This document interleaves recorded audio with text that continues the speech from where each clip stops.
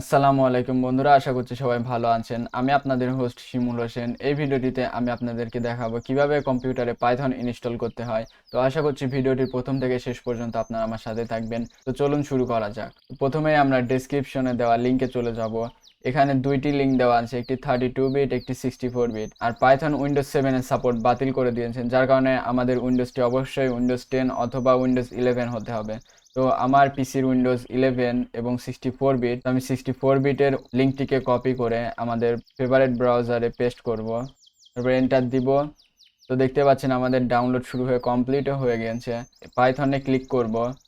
এখানকার সবচেয়ে ইম্পর্টেন্ট একটি চেকবক্স, সেটি হচ্ছে add Python dot exe to path. এই চেকবক্সটি অবশ্যই চেক করে দিতে হবে।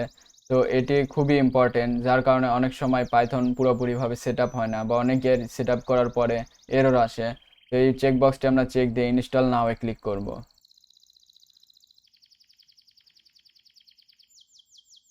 তো দেখতে পাচ্ছেন সেট আপ ওয়াজ সাকসেসফুল লেখা চলে এসেছে। তো আমরা এটি ক্লোজ করে দিব এবং ভিএস কোড ওপেন করব।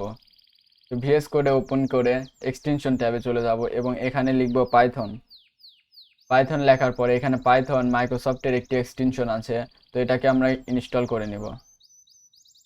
দেখতে পাচ্ছেন ইনস্টল হয়ে গিয়েছে। তো এখন আমরা একটি পাইথন ফাইল তৈরি করব। তার জন্য চলে যাব ফাইলে, ফাইল থেকে নিউ টেক্সট ফাইলে ক্লিক করব।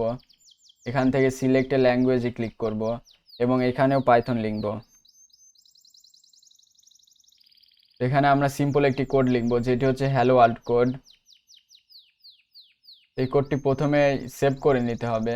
তো আমরা যাব ফাইলে, তারপর সেভে ক্লিক করব।